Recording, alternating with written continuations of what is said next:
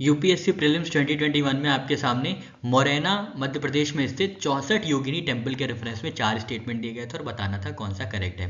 पहला स्टेटमेंट दिया गया था ये एक सर्कुलर टेम्पल है जिसको कच्छ पगाटा डायनेस्टी की रीन में बनाया गया है। सेकेंड स्टेटमेंट में दिया गया था it is the only circular temple built in India, ये इंडिया का एकमात्र सर्कुलर टेम्पल है। स्टेटमेंट 3 में दिया गया था it was meant to promote Vaishnav cult in the region, Vaishnav cult को प्रमोट करने के लिए 64 योगिनी टेम्पल बनाया गया था। और स्टेटमेंट 4 दिया गया था it's design has given rise to popular belief that it was the inspiration behind Indian parliament building.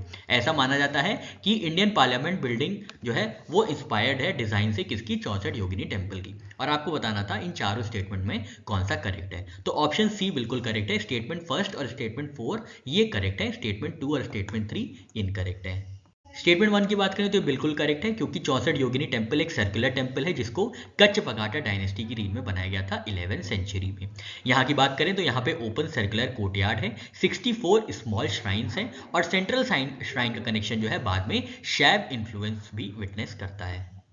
Statement 2 की बात करें तो ये इनकरेक्ट है क्योंकि ये एकमात्र सर्कुलर टेम्पल नहीं है जो कि इंडिया में बनाया गया है। इसके अलावा 64 योगिनी टेम्पल जो कि ओडिशा के हीरापुर में स्थित है वहां पर भी सर्कुलर या सेमी सर्कुलर प्लान्स विटनेस किए गए हैं। स्टेटमेंट 3 की बात करें तो ये इनकरेक्ट है क्योंकि वैष्णव कल्ट को नहीं, तांत्रिक ट्रेडिशंस और शाक्त सेक्ट को प्रमोट करने के लिए 64 योगिनी टेम्पल को बनाया गया था। शाक्त सेक्ट में योगिनीज की वर्शिप होती है जिनको फीमेल डिवाइन एनर्जीज माना जाता है। तो स्टेटमेंट 3 यहाँ से गलत हो जाता है। स्टेटमेंट 4 की बात करें तो ये भी बिल्कुल ठीक है क्योंकि एक पॉपुलर आर्किटेक्चरल बिलीफ है कि ब्रिटिश आर्किटेक्ट्स जैसे कि एडवर्ड ल्यूटियंस और हर्बर्ट बेकर जो हैं ये इंस्पायर्ड थे 64 योगिनी टेम्पल के सर्कुलर कोलोनॉडेड डिजाइन से, जिसके चलते इंडियन पार्लियामेंट बिल्डिंग में ये इंस्पिरेशन देखी जा सकती है। तो स्टेटमेंट 4 यहाँ से करेक्ट हो जाता है।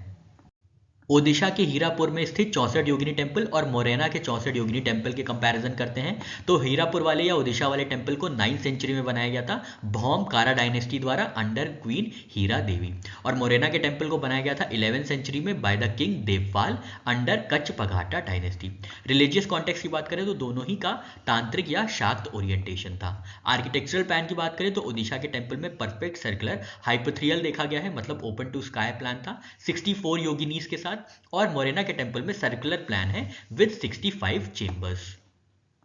ओडिशा के टेम्पल में सेंट्रल डीटी थे, सेंट्रल आइडल जो होती थी अक्सर काली या महामाया जी होती थी, जबकि मोरेना के टेम्पल में सेंट्रल डीटी का कनेक्शन बाद में शैव इन्फ्लुएंस से देखा गया है जहां पे एक तरसो महादेव से कनेक्शन दिखाया गया है। स्कल्पचर डिटेल्स की बात करें तो यहाँ पे ओडिशा के टेम्पल में योगिनीज जो है स्टैंडिंग पोज में दिखती थी एनिमल, वारा और ह्यूमन फिगर्स के साथ, जबकि मोरेना के टेम्पल में 64 योगिनी नीश दिखाया गया है डिवोशनल सेल्स में।